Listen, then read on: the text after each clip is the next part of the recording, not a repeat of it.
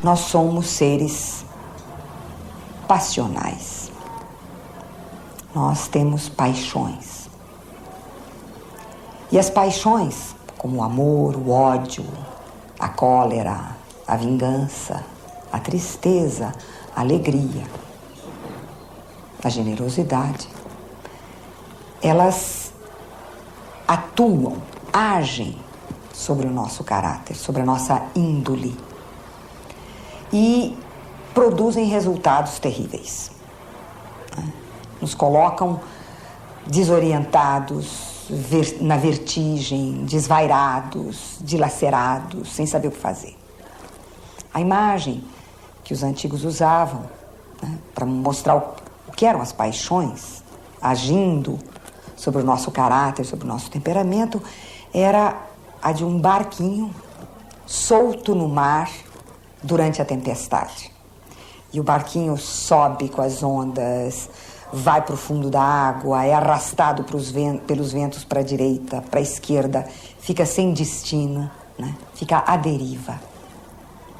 E é porque as paixões fazem isso conosco, que é preciso a educação do nosso temperamento, do nosso caráter, e que é a educação da nossa vontade, né?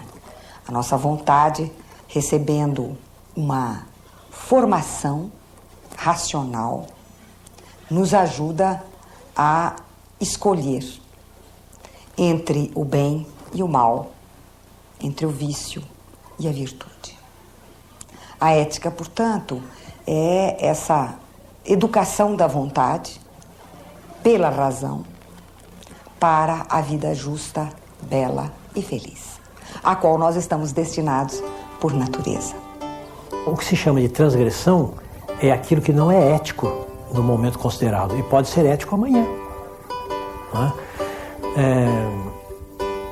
Se me permitem, eu citaria um autor muito esquecido hoje em dia, que dizia: é impossível determinar se uma doutrina que hoje é funesta nos seus primeiros efeitos não será amanhã amplamente benfazeja.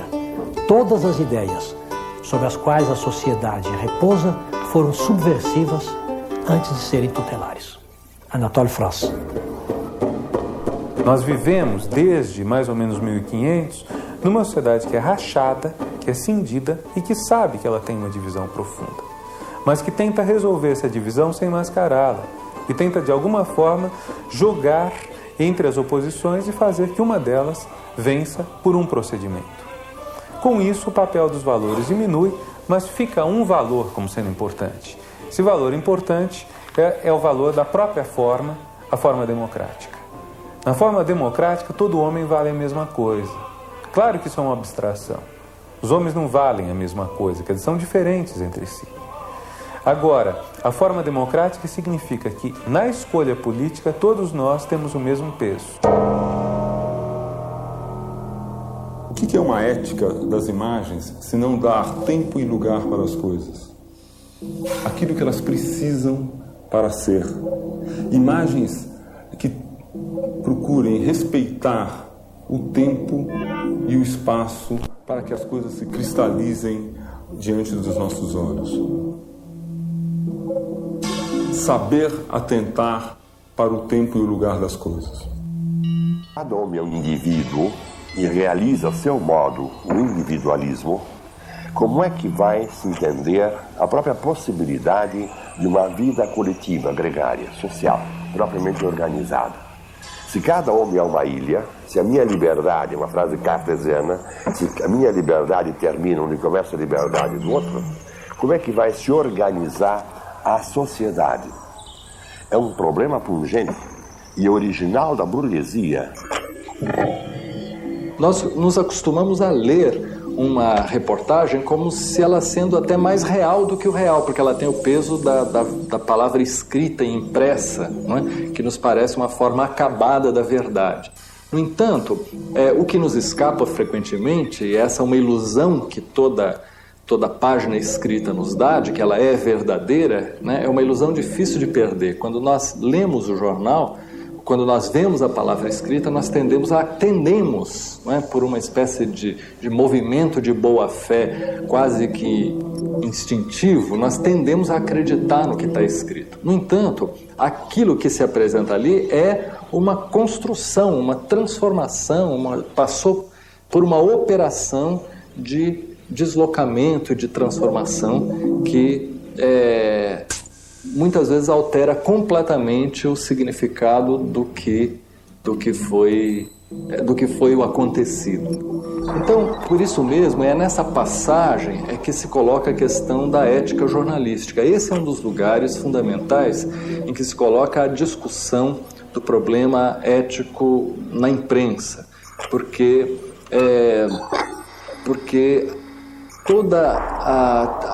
todo o trabalho jornalístico está se dando em cima deste poder, que é um poder enorme que o jornal tem, que é o de ser uma máquina de fazer e desfazer contextos, de montar e desmontar contextos, de destruir contextos que estão dados no lugar onde as coisas acontecem e criar novos contextos que é o lugar onde a notícia vai aparecer ou vai se apresentar. Como dizia Kant, que duas coisas, né, ele admirava de maneira intensa: as estrelas no céu e a norma moral dentro dele próprio.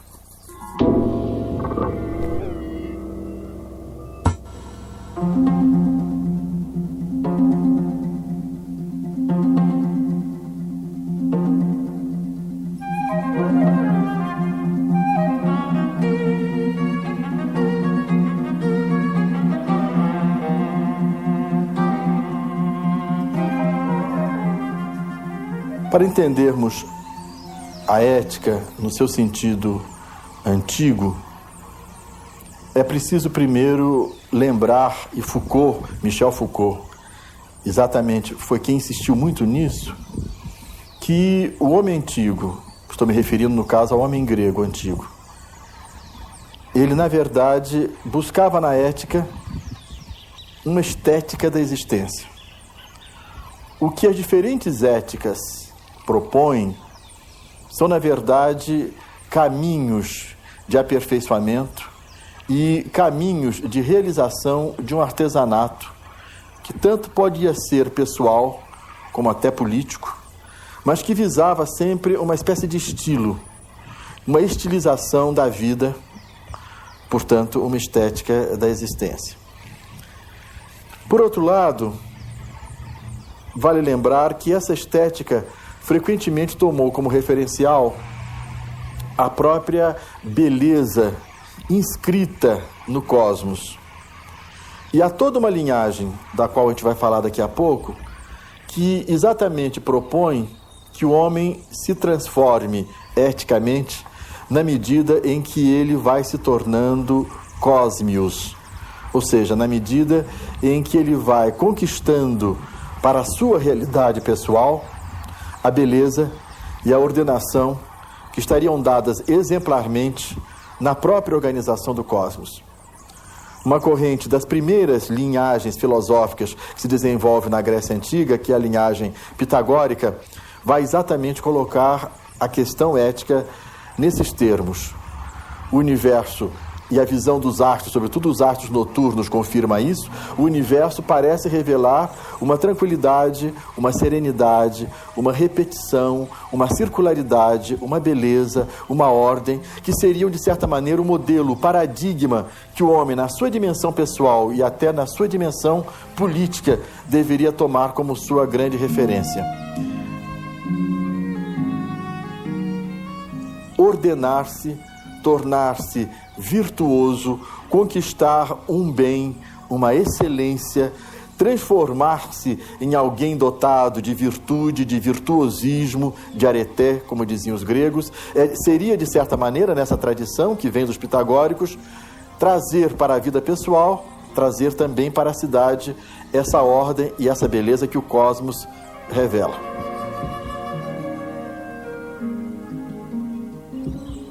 Ora, na verdade, essa questão da estética da existência vai conhecer no mundo antigo várias linhas, vários estilos. Vão ser propostas várias maneiras do homem se ordenar, ganhar excelência, ganhar virtude e virtuosismo, conquistar um bem. O que é o bem para o homem? Essa é a questão central da ética antiga. Para podermos entender melhor, talvez a gente deva fazer algumas distinções. A forma mais antiga que nós conhecemos sobre ética vem dos primeiros documentos que ficaram registrados, que literariamente passaram a ser a tradição inaugural do Ocidente, que são as epopeias homéricas. Aí nós verificamos que a ética, a excelência, está identificada à situação natural, espontânea de determinadas pessoas, que são aquelas que são chamadas por isso mesmo aristoi, são os bons, os belos, os melhores. E essas pessoas são boas, belas e melhores, possuem, portanto, um bem que lhe é outorgado, que lhe é transmitido pela estirpe, pelo sangue, porque eles são exatamente os nobres. São os descendentes das grandes famílias, dos heróis, alguns até se consideram descendentes de deuses. Essa é uma ética, obviamente, aristocrática, que permite que o bem-nascido, o de sangue nobre, seja considerado de fato e de direito, simultaneamente, de fato e de direito, como alguém dotado de excelência. Ele não precisa provar isso, ele precisa apenas manifestar isso. Ele não precisa conquistar o bem, um estilo nobre melhor de ser, ele precisa simplesmente dar expansão a essa nobreza que lhe é inerente, porque é inata.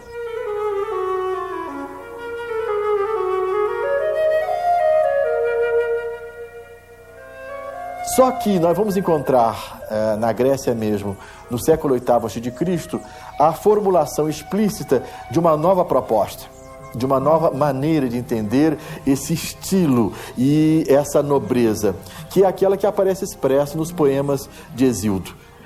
É uma contraposição frontal. Hesíodo não vai defender uma proposta aristocrática, ao contrário, ele vai dizer o tempo todo que a areté, a virtude, o virtuosismo, a excelência, é resultado de um esforço, de uma labuta, é uma conquista.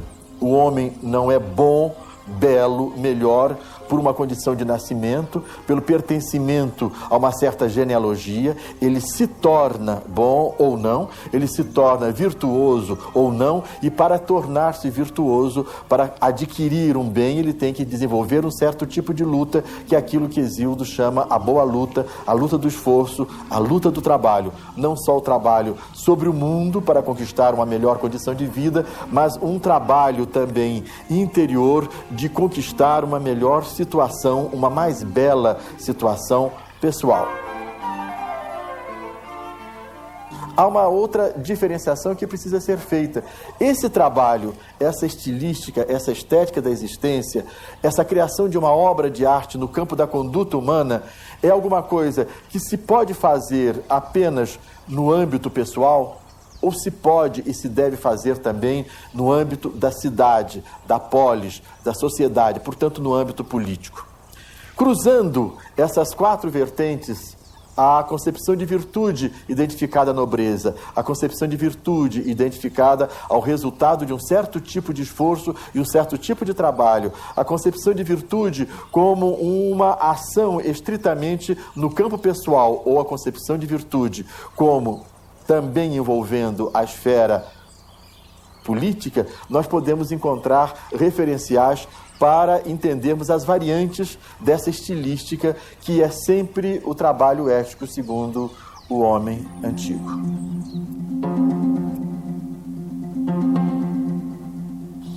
percebe-se que o corpo vivo pode tanto manifestar saúde e beleza, como ele pode também manifestar doença e feiura.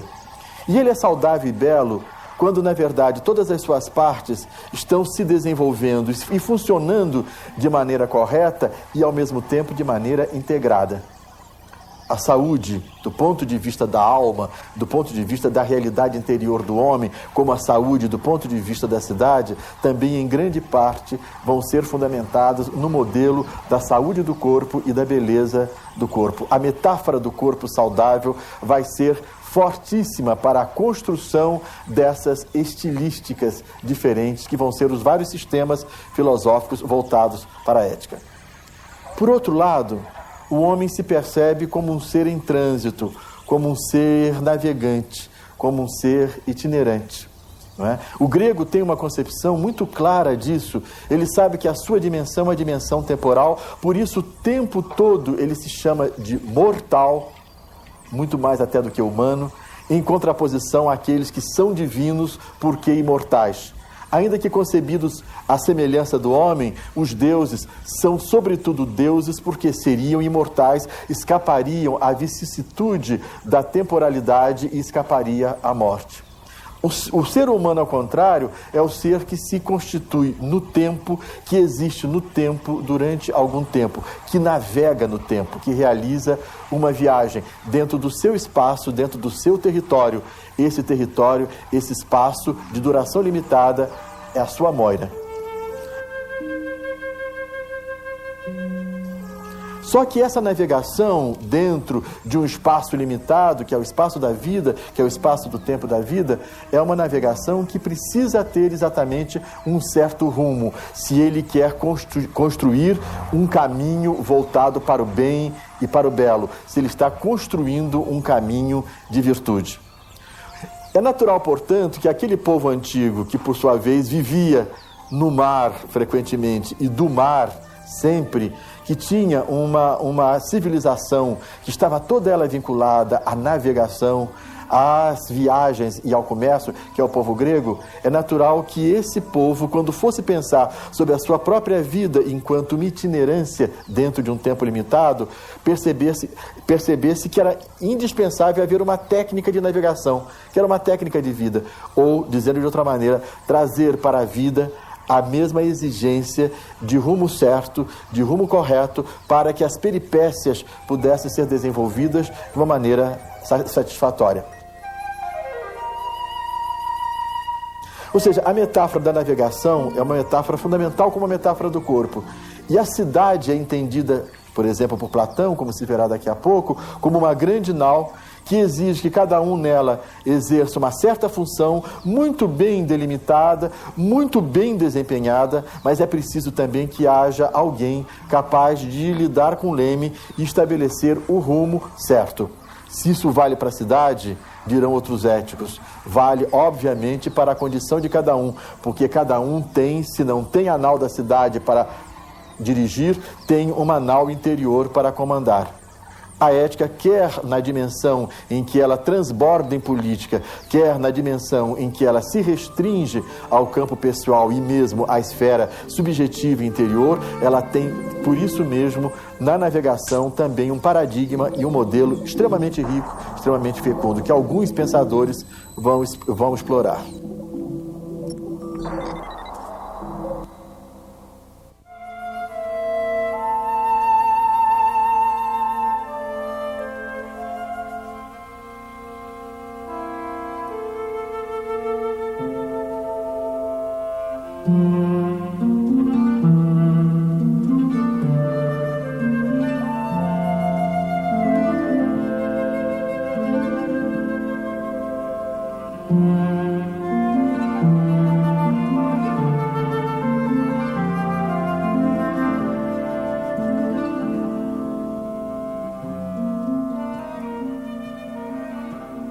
A escolha de Epicuro para representar a ética antiga tem vários motivos. Em primeiro lugar, a sua grande importância, sem dúvida alguma, um dos maiores pensadores éticos de toda a história do pensamento. embora muito mal conhecido, frequentemente deturpado, e, por outro lado, a sua extraordinária atualidade. Se ele impressionou o jovem Marx e ajudou Marx, na sua juventude, a perceber o sentido da liberdade como libertação interior, como desalienação, hoje ele continua extremamente importante para nós, porque, em grande parte, a sua ética é um ensino de virtuosismo pessoal para que se possa ser feliz, ser sereno, ter prazer, mesmo na adversidade.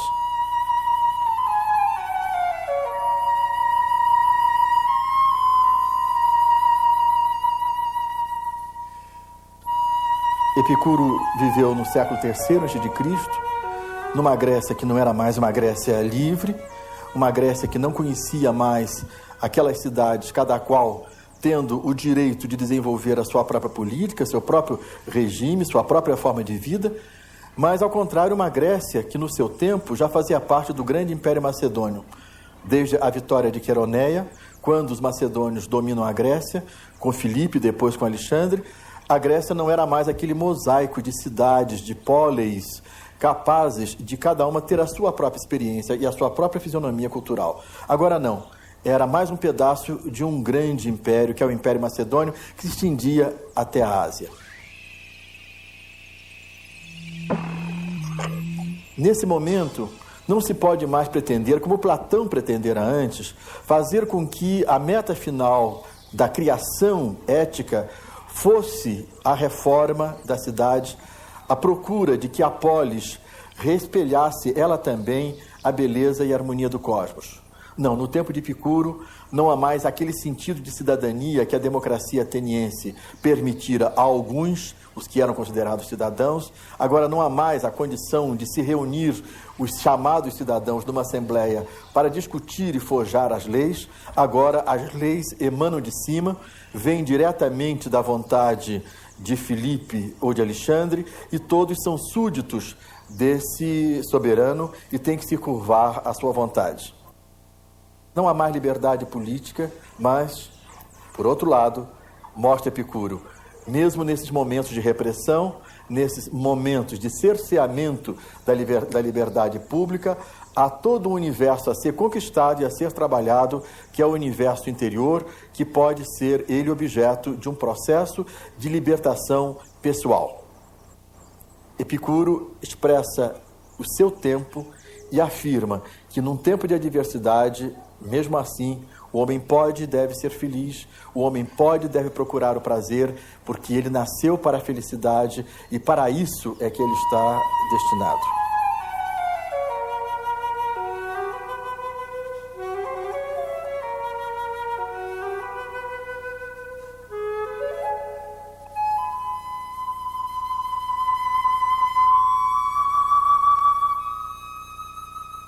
Ele mostra, porém, que esse prazer, essa felicidade, esse bem, que agora é um bem num sentido estritamente pessoal, tem que ser conquistado distante das turbulências da sociedade, distante do universo político, porque a grande nau que se tem agora que pilotar é, na verdade, a nau interior.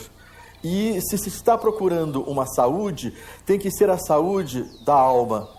E essa saúde da alma é aquela conquistada pelo afastamento da ignorância, pelo afastamento das crendices, ou seja, pelo uso de uma sabedoria, de uma ciência, de um conhecimento que aclara a vida interior, retira daí esses obscurantismos todos e faz com que o homem, a partir do conhecimento da natureza das coisas, possa se posicionar, compreender a sua própria dimensão, compreender o seu próprio papel.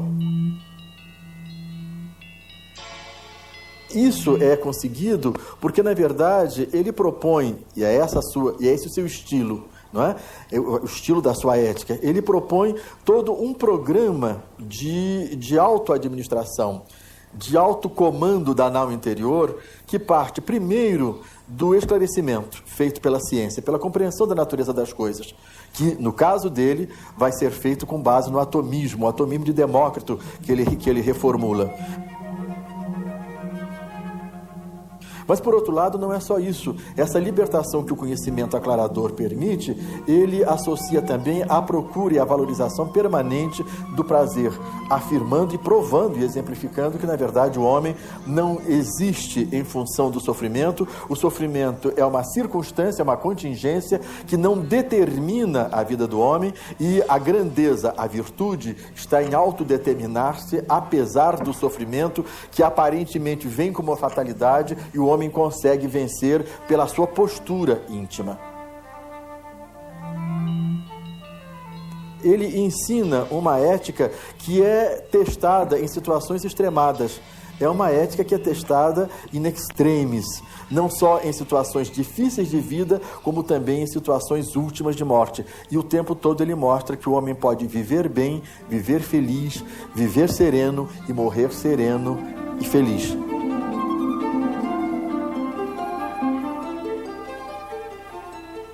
Como isso é feito? Isso é feito através de uma espécie de autogestão de si mesmo, autoadministração, de autarcia, que é a meta que ele propõe. Uma independência interior, um desvio da fatalidade, quer fatalidade externa das circunstâncias políticas e sociais, que são adversas nesse momento, quer a própria fatalidade da sua doença e da sua pobreza. Ele não está condenado ao sofrimento, porque ele será feliz ou não, alegre ou triste, dependendo de como ele administrar-se interiormente. E é isso que ele prova o tempo todo, através de palavras, através de textos, mas sobretudo através de uma vida. Ele coloca, em termos do seu tempo, a seguinte alternativa: ou vida política, ou serenidade e felicidade. E hoje nós podemos ler isso de uma forma muito nossa, muito atual, percebendo que o que ele está exatamente apontando é a grande distância, a grande diferença entre o campo da vida pessoal e o campo da vida pública. A vida pública, mostrava ele, e nós reconhecemos hoje, é um campo de antagonismo, é um campo de disputa, é um campo de luta. A vida pessoal pode ser essa sim, e deve ser essa sim, uma vida de serenidade, uma vida de felicidade. O que não se pode é pretender ser feliz no território público da coletividade. O que não se pode é pretender que o universo público esteja a serviço da felicidade pessoal.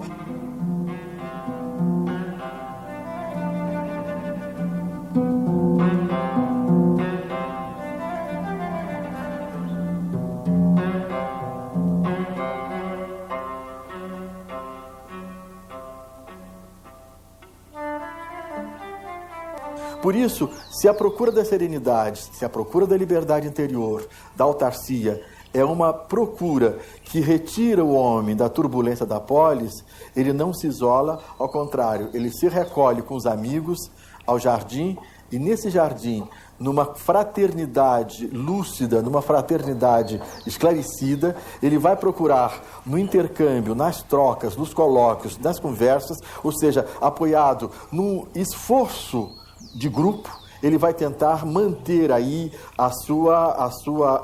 o seu trabalho, o seu artesanato interior, e só assim, dentro da amizade, que esse projeto pode ser realizado.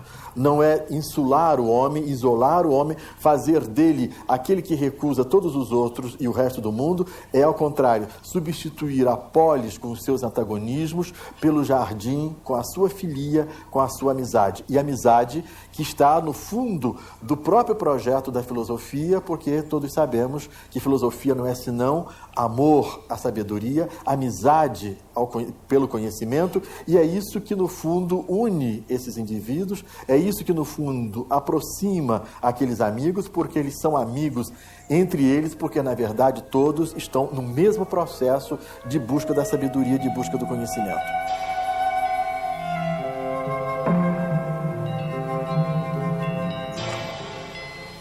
É importante, portanto, lembrar que a ética de Epicuro é uma ética que se fundamenta primeiro no conhecimento, no apoio à razão, na recusa ao obscurantismo, na recusa à crendice, na colocação do mundo como alguma coisa, a dimensão da compreensão humana, alguma coisa que está dentro da possibilidade de compreensão da medida humana. O mundo é mensurável pela racionalidade do homem, o mundo pode ser medido pelos sentidos e pela razão do homem. É essa ideia básica que afasta tudo que é obscuro, tudo que parece intangível, tudo que é absolutamente insondável, e que faz com que os próprios deuses de Epicuro, e ele afirma, os deuses, sejam compreensíveis, tenham comportamentos razoáveis, e tudo, homens, deuses e pessoas, sejam no fundo explicáveis racionalmente.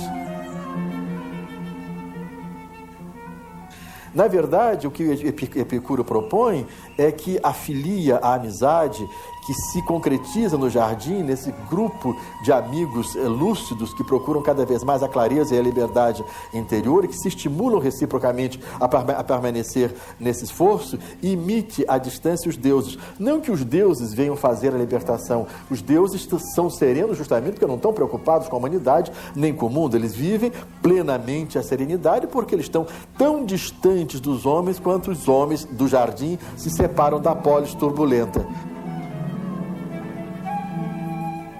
A difusão da ideia, a comunicação, o discutir filosofia, o falar com o outro sobre esse projeto de ciência iluminante, de ciência libertadora, é fundamental. Não é que eles tenham uma sabedoria e depois a transmitem.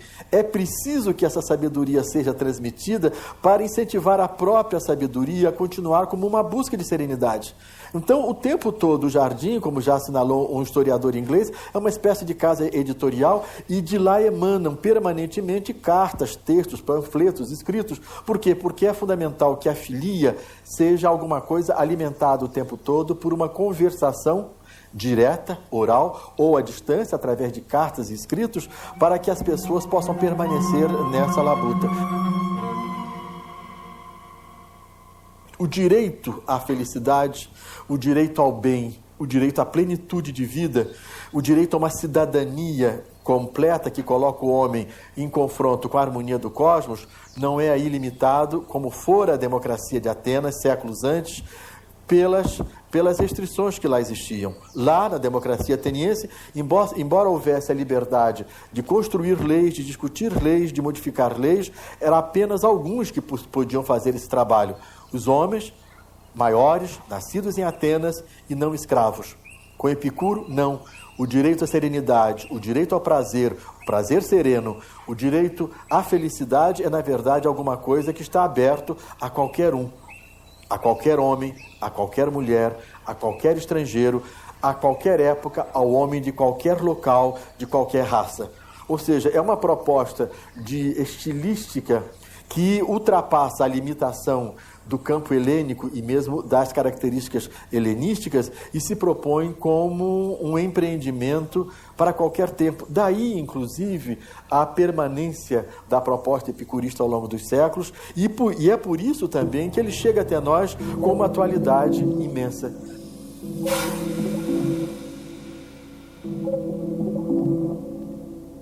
É preciso que a razão que dê cobertura à compreensão que o homem tem dele próprio homem, seja uma razão que primeiro explique o mundo, mas que ao mesmo tempo, aí dentro, explique o homem como um ser capaz de recusar a ordem instituída neste mundo. Para ele ser um ser autônomo, ele não pode estar preso à concepção de um fatalismo. Ele precisa que as leis que regem o cosmos abram um espaço para a sua postura enquanto escolha, enquanto estabelecimento de norma de vida. Ou seja, é preciso que dentro da mecânica do mundo haja um espaço onde a rebeldia e ao mesmo tempo a construção do homem em busca de uma meta para ele melhor seja possível. É preciso que haja as leis mecânicas que me digam que o mundo é alguma coisa sustentada na razão, mas é preciso também que essa mesma razão justifique o meu inconformismo de Epicuro, diante do sofrimento e diante da adversidade. A ética exige, mais do que um mecanicismo, exige uma racionalidade flexível para dentro dela caber o humano com seus projetos, o humano com os seus ideais, o humano com as suas metas. Ou seja, ele diz, o atomismo explica todas as coisas, só não explica que o homem não seja apenas uma coisa que tem que ficar inerte diante da fatalidade do jogo mecânico. Se o homem não é assim, com a mesma razão com que eu explico as coisas, eu preciso encontrar uma forma para que, na verdade, essa razão dê sustentáculo, aclarador à postura do homem.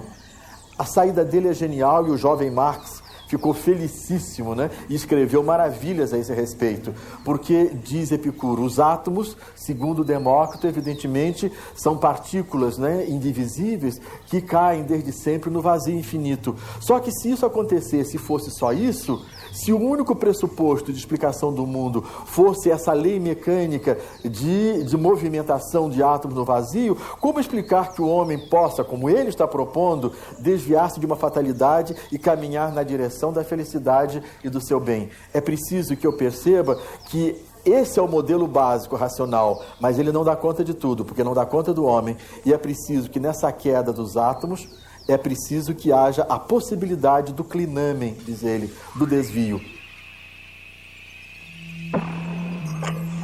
A existência do homem e da sua liberdade é outro ponto de referência fundamental para Epicuro. O mundo é racional, sim, mas a racionalidade do mundo precisa dar conta também racionalmente da ação do homem contrária à fatalidade das coisas. O homem não é mais uma coisa que fique inerte, fatalmente colocada onde ela foi posta. Ele pode se posicionar, ele pode escolher, ele pode se direcionar, ele pode se dirigir. A ética pressupõe um dever ser, a ética pressupõe sempre uma norma, uma meta, a ética pressupõe sempre alguma coisa que não é apenas de fato, mas que de direito se propõe a ser de outra forma, ou seja, a existência do bem, a existência de um processo de conquista de virtude, a existência de uma estilística que direciona a vida do homem para onde o homem quer, deseja, acha que é melhor, pressupõe que não há uma fatalidade universal, há uma legalidade sim, há uma racionalidade sim, mas ela precisa envolver, ela precisa dar uma cobertura à possibilidade de recusa do homem, ou seja, à possibilidade de desviar-se, à possibilidade de libertar-se. A gente poderia até resumir, tentar resumir dizendo, para Epicuro, a liberdade é sempre o desvio de uma fatalidade. O homem não é livre porque está tudo solto e tudo inexplicável e tudo obscuro. O homem é livre, e é isso que é a grandeza da sua liberdade, porque apesar da fatalidade das coisas, do mecanismo do mundo, ele abre uma brecha para os seus projetos. Ele é o inventor do dever ser. Acima da fatalidade das coisas que são, ele introduz uma dimensão que é a dimensão do dever ser, do seu projeto de vida, da sua meta. Ele não é um ser passivo diante do mundo, ele não é apenas o reflexo das circunstâncias, ele não está à mercê apenas das contingências, ele é alguém capaz de, diante das contingências, dar respostas diferenciadas. E ele, por isso mesmo, pode estabelecer o seu itinerário, a sua rota, a sua meta.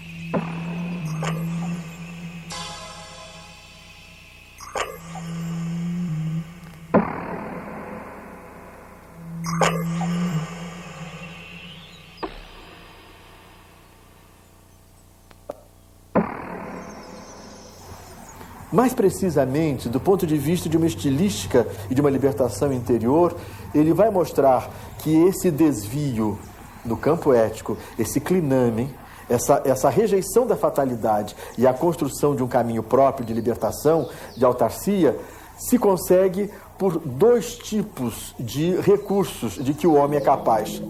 Primeiro, o homem pode, o homem deve, e agora a palavra deve ganha todo sentido. O homem pode e deve administrar os seus desejos, porque os desejos não são do mesmo tipo e não são todos originariamente provenientes do próprio homem. Há desejos artificiais, há desejos recebidos de fora, há desejos que são, na verdade, a manifestação não de autonomia, de querer eu mesmo, mas, ao contrário, de heteronomia, de eu ter introjetado um querer que não é meu, um desejo que nem é meu desejo, porque há desejos naturais e necessários, há desejos que não são nem naturais, nem necessários. E diz ele, se nós conseguirmos ficar apenas com os nossos próprios desejos, que são os naturais e os realmente necessários, nós já agora conseguimos um espaço de libertação enorme, porque nós exorcizamos, nós afastamos de nós a obscuridade daqueles desejos impostos pela imitação, pelo mimetismo, pelo homem que é apenas um integrante de um rebanho e vai seguindo um caminho que ele não traça, que ele não escolhe, que ele não sabe qual é e que ele segue apenas dentro de um mecanismo de massa, diríamos nós hoje. Ele diz, não, é preciso, a palavra de origem grega, é preciso ser de alguma maneira autêntico, voltar a si mesmo, a sua própria natureza, a sua própria naturalidade, talvez a gente devesse dizer. E mais ainda, o homem é capaz de um outro recurso extraordinário. Porque ele é desviante, porque ele só é livre na medida em que desvia, ele pode, através do seu equipamento interior, das suas imagens interiores, ele que está tentando sobreviver na construção do seu trabalho interior apenas com seus recursos próprios, ele tem que fazer uma seleção dentro do seu imaginário pessoal, do seu acervo de lembranças, ele tem que fazer um jogo de imagens. Se a sensação imediata é terrível, como Epicuro sofrendo com os cálculos na bexiga, ele pode, naquele momento em que a dor é aguda, a dor física é aguda, ele pode substituir, numa técnica que ele é o primeiro a ensinar, substituir essa sensação imediata e dolorosa por uma lembrança prazerosa de alguma sensação passada positiva.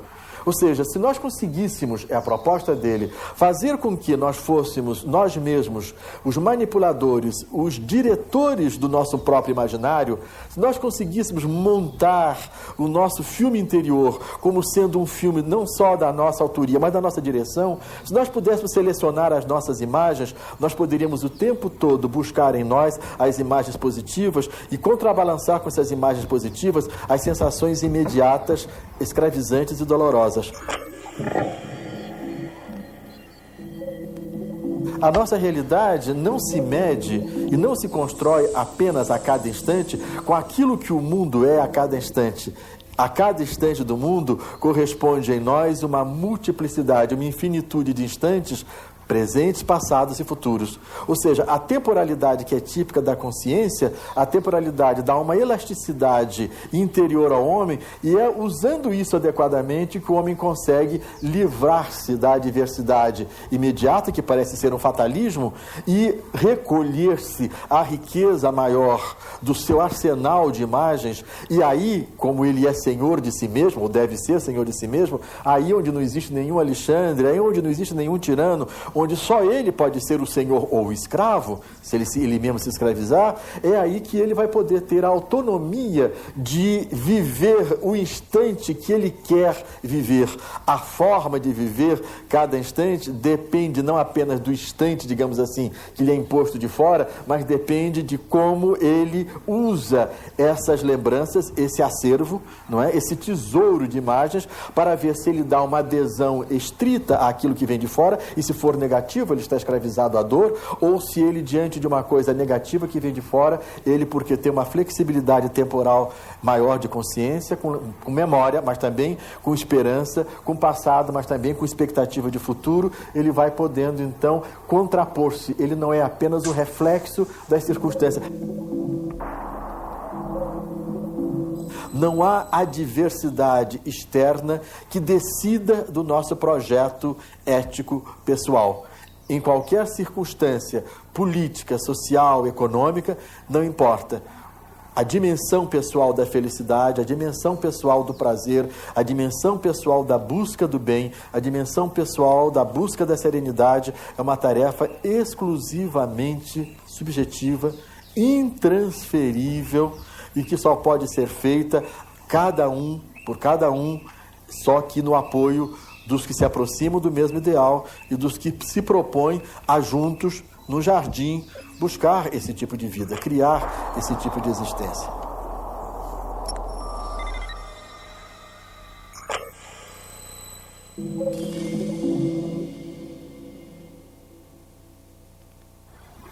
Nós podemos perceber bem o significado da ética de Epicuro a partir de um fato que ocorreu no século passado. Certos arqueólogos descobriram em territórios da Turquia em Enoanda, os restos, as ruínas, né, de uma muralha, onde há uma inscrição. E essa inscrição é curiosa, é estranha, porque na verdade são frases de teor filosófico. Na verdade, são trechos de um texto de Epicuro que um epicurista de Enoanda, Diógenes, teria inscrito, teria gravado na muralha, justamente para que essa mensagem epicurista pudesse estar ao alcance de qualquer um que passasse por ali, indiscriminadamente, seja homem, mulher, criança, de qualquer nacionalidade, pudesse ler aquilo que era uma espécie de resumo da suprema sabedoria humana. 4 frases podem resumir essa sabedoria e estão nas inscrições de Enoanda. A primeira é: não há nada a temer quanto aos deuses. A segunda: não há necessidade de temer a morte. A terceira: a felicidade é possível. A quarta: podemos escapar à dor. Na verdade, isso é um resumo, como se fosse uma medicação, como se fosse uma receita da ética de Epicuro. O modelo da questão da saúde, que é uma das imagens mais recorrentes do vocabulário ético, aparece aí com toda clareza. O que Diógenes de Enoanda está procurando transmitir a qualquer pessoa que passasse pelas muralhas da sua cidade é uma espécie de receita, é uma espécie de indicação médica de um grande médico da alma que foi seu mestre Epicuro. Esse remédio é um tetrafármacon. E é bom lembrar que a palavra, a linguagem, é dita pelos gregos sempre como um fármacon, como uma substância que tanto pode ser uma substância que cura, quanto uma substância que envenena, dependendo da dose, dependendo da forma com que ela é transmitida. Aí, a receita médica desse médico de almas que é Epicuro chega por através de um discípulo seu, por uma cadeia afetiva de amizade, e tende a ser entregue a qualquer um que passe, mostrando exatamente toda a dimensão dessa mensagem ética. A felicidade não é alguma coisa natural e espontânea, a felicidade é uma conquista, é na verdade um direito de todos e de qualquer um. Ninguém nasceu impedido de ser feliz, ao contrário, todos podem, devem buscar o bem, o prazer, a serenidade e a felicidade, e não importando que seja homem ou mulher, criança, adulto, estrangeiro, grego, turco, brasileiro, não importa, ele é sempre alguém que nasceu para a felicidade. Só que essa felicidade jamais lhe será outorgada ou transmitida ou doada por uma divindade, por um ser superior. Ela é o resultado de uma labuta, de uma luta, incessante luta de autodomínio, de autolibertação, de criação do espaço da sua autonomia e de busca permanente do seu prazer sábio, sereno. Onde é território humano, é só humano, e ali só depende de nós a conquista do bem, da alegria, do prazer e da felicidade.